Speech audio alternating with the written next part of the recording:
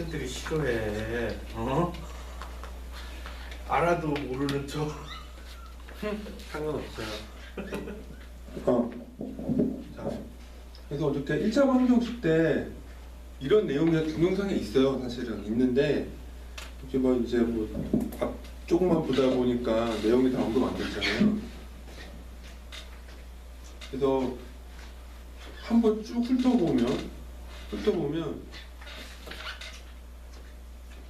라플라스 함수가 아까 이거 지웠지만 그 다항식 형태로 나온다고 했잖아요. 그러면은 차수가 되게 다양한 게 존재하는데, 사실 우리가 어제 DC모토 할 때 보셨겠지만 어떤 조건이나 이유를 달아서 복잡한 걸 간단하게 만들어서 분석을 하려고 하는 거예요. 자유공학에서는. 그죠? 가장 간단한 형태가 1차 방정식 형태라는 거죠. 1차 방정식 형태를 보면 이 형태로 나와요.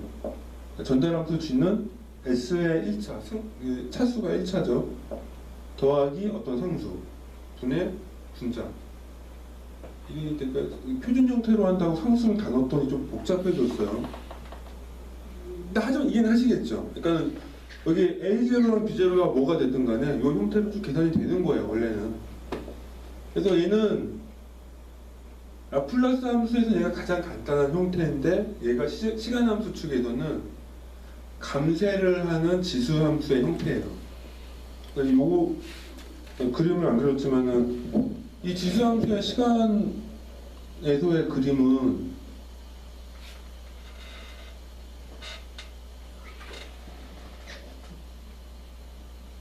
이렇게 감속을 하는 형태거든요.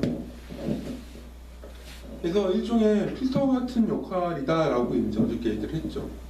그래서 이제 라플라스 변환인자인 S가 시그마 더하기 J 오메가인데, 우리가 주파수의 특성을 맞춰서 본다면 S는 J 오메가로 가정을 하고 시그마는 제로라고.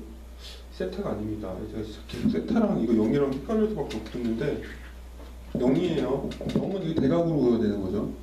이렇게 대각으로. 그래서 전달함수를 이 J가 분모에 있다 보니까 분자 분모에 다 상수를 곱해서 최종적인 전달함수는 원래 이런 형태가 되는 거죠.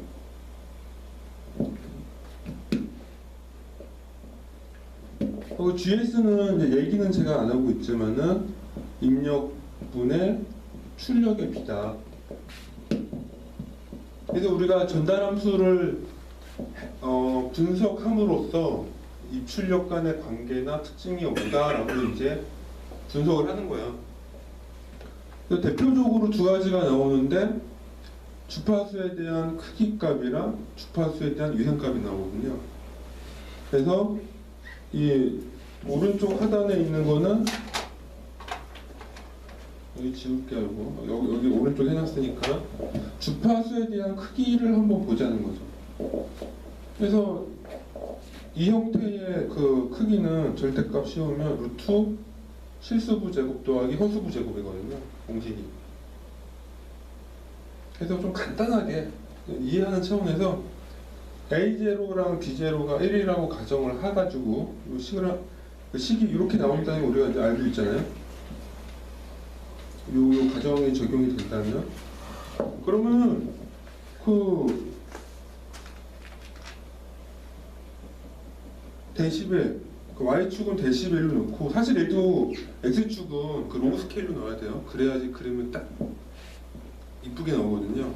근데 어차피 지금은 예제니까 해서 그 오메가 주파수가 증가함에 따라 이 데시벨 값이 0에서 팍팍팍 떨어지죠, 지금. 그죠? 팍팍 떨어지는 거예요. 팍팍팍 떨어지는데, 여기 우리가 의미 있는 건 이거죠. 데시벨 값이 마이너스 3dB 되는 지점. 이 부분을 컷 오프 프리퀀시라고 부르자라고 정한 거예요. 근데 이때 조건이 뭐냐면, 입출력의 비가 입력이 1이면 출력이 0.707 나오는 거예요. 그게 뭐냐면 시간 함수에서 입력과 출력의 비가 0.707배고 시간 함수 입장에서 봤을 때는 주파수 함수의 그 데시벨 기준으로 봤을 때는 마이너스 3dB가 되는 거죠. 그래서 이 내용이 어제 책의 중간에 한번 나오는데 그걸 언급하고 지나가려니 너무 시간이 많이 걸릴 것 같아서 어저께는 스킵을 했는데 그래도 오늘은 한번 언급은 해드려야 할 것 같아서 나중에 제어공학 책에 보면 이 내용이 많이 있으니까는 한번 꼭 찾아서 공부를 하시고 제가 설명 안 드리는 것도 있을 수 있잖아요. 저한테도 알려주시고 그러세요. 두 번째는 이거죠. F에 대한 위상감. 그래서 이 뭐라고 부르는지 모르겠네요. 이 각도 GS. 의 공식은 탄젠트의 역수. 실수부 분의 허수부예요. 공식이. 그래서 여기 표준식에서 실수부분의 허수부를 계산했더니 A0분의 오메가가 나올 거거든요. 그래서 여기다가 제가 뭐 A0를 일부러 넣긴 했는데 여기도 아까 전에 A0는 1이다라고 가정을 한다면 좀 더 심플하게 나오겠죠. 그러면 0, 0.5, 1, 2, 100, 10, 100, 1000 무한대 이렇게 쭉 값이 나오잖아요. 이거에 대한 이 각도를 쭉 구해보면 이 결과가 나오는데 즉 뭐냐면 여기 있는 값이 실수부와 허수부의 비가 1이 되면 그러니까 요건 이거잖아요. 결과적으로 이거예요. 요 가운데 거가 의미하는 건 뭐냐면 그러니까 탄젠트의 역수 안에는 여기가 실수부 여기가 허수부라고 했잖아요. 이 비가 1이면 같으면 위상지연이 45도가 생겨요. 뭐냐면 입력이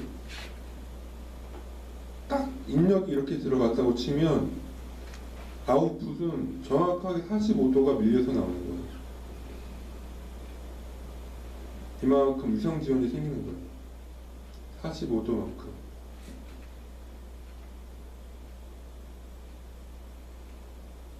그리고 45도가 나오는 주파수가 분명히 있잖아요. 그죠? 그 주파수를 여기다 넣으면은 개인이 얼마만큼 주는지 알 수 있죠. 그러면 실제 위상지연이 생기면서 크기가 줄게 된다는 거예요. 두 가지가 다 영향을 주는 거예요. 크기도 줄고 위상지연도 생기고. 그게 뭐 1차 방정식 형태로 분석해보면 나오는 보드 선도의 특징이라는 거죠. 자, 일단 뭐 배경은 이렇다는 거고요. 책에는 이 내용 설명 안 돼 있어요. 근데 예전에 어디서 학교 때 배운 것 같은데 기억도 가물가물하고 해가지고 한번 찾아본 거였거든요. 제어공학 책 보면 더 자세하게 나와 있어요. 한번 보시면 될 것 같은데 중요한 건 이거예요. 책에 언급된지 모르겠는데 이거예요. 우선은 컷오프 프리퀀시가 중요해요. 차단 주파수. 우리가 보통 지금 차단 주파수라고 하는 거가 0.707배. 이게 제일 중요해요. 루트 2분의 1배. 이 숫자. 이거를 기억해야 되고요. 위상각에서는 1차 방정식이 되게 좋아요. 왜? 위상지연이요. 최대로 모든 주파수 대역에서 이게 되게 중요한 의미거든요. 모든 주파수 대역에서 위상지연이 최대로 일어나봐야 마이너스 90이라는 거거든요.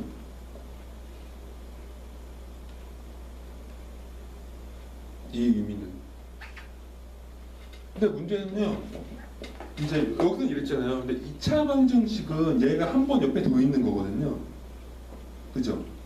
한 번 더 있게 되면 얘가 중첩이 돼요.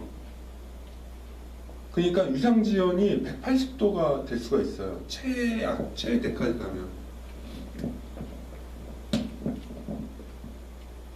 감이 안 오시나요? 그러니까 예를 들어 이제 2차 방정식 할 때 얘기 나오지만 예를 들어 2차 방정식이라 하는 거는 1차 더하기 1차의 구조거든요. 즉 S 더하기 A0분의 B0 더하기 S 더하기 A1분의 B1이거든요. 그러면 여기서 두 가지가 나와요. 개인은 개인은 곱하기였나? 곱하기인지 더하기인지 모르겠네요. db는 d 더하기겠네요. 그러니까 db 단위로는 개인이 더해지고 하고 위상각은 더하는 것 같은데 이런 게 나와요. 그러니까 그 주파수 해석에서는요, 시간 함수에서 이게 해석하기가 어려운데 주파수 도면에서는 각각 개별 모듈의 크기랑 주파수가 그 위상 지연이 더해져요. 그러니까 생각해보면 이거죠. 당연히 입력이 한번 들어갔다가 아웃풋이 나왔다가 다시 입력이 들어갔다 다시 아웃풋이 나오니까 당연히 위상이 두 번 지연되는 거잖아요. 그죠? 개인도 마찬가지예요. 개인도 입력이 들어갔다 아웃풋 나왔다가 다시 입력이 들어갔다 아웃풋이 나오는 구조거든요. 무슨 얘기냐면 1차 방정식은 이러한 구조, 위상지연도 최대 마이너스 90도밖에 안 생기지만 1차 방정식이 두 번, 세 번, 네 번 겹치면 개인값은 미친듯이 떨어지고 위상지연은 더해지는 만큼 늘어나는 거예요. 그 개념이 그래서 어저께 속도 제어기 할 때 막 보드 속도 갖다 막 난리쳤잖아요. 그게 사실 이거랑 다 관련이 있는 거죠. 개념적으로. 즉 시스템의 1차 방정식은 되게 간단하지만 1차 방정식이 한 번, 두 번, 세 번 겹치면 개인이 이거에 곱셈이 되거든요. 그러니까 차단 주파수에서 배율이 0.707배라고 했잖아요. 두 번만 겹쳐지면은 0.7 곱하기 0.7은 0.49잖아요. 그러니까 이거죠. 1이 들어가면 한 번 시스템을 통과하면 0.707이 되고 또 한 번 동일한 어떤 시스템을 한 번 더 통과하면 0.49가 된다니까요. 49가 된다니까요.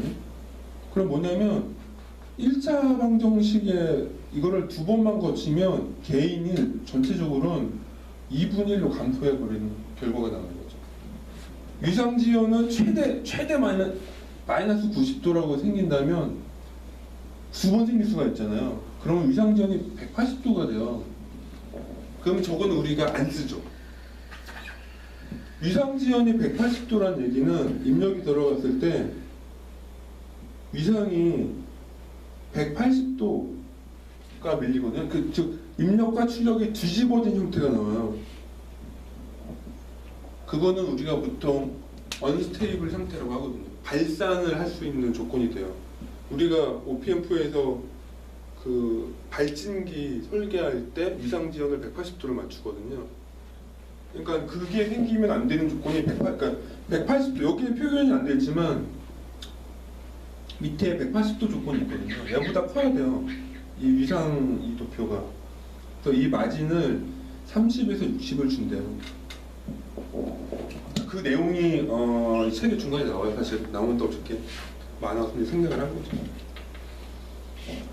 그래서 1차 방정식 하나만 봐도 얘 구조가 시간 함수가 이런 형태고 주파수에 대한 크기, 주파수에 대한 위상각이 이런데 이거를 다른 거 이제 뭐 중첩이 된다든가 여러 가지를 고려해 보면 위상지연이 마이너스 90이 결코 작은 게 아닌 거죠.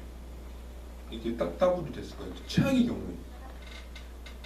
그래도 차단 주파수가 중요한 거야. 차단 주파수를 적절한 위치에 배치를 한다면 위상각 지연이 마이너스 90도가 아니라, 그러니까 맥시멈이 아니라 더 작은 범위, 뭐 45도가 될 수가 있는 거죠. 그러면 마이너스 45, 마이너스 45면은 최대 마이너스 90도가 되니까 그건 쓸만하다는 거죠. 그래서 그런 거를 어저께 사실 맞춰주는 내용들이 나왔는데 언급은 안 드렸고요. 저번에 일제 방정식은 이렇다. 좀 아시겠죠? 잠깐 쉬었다 할게요. 힘드시니까.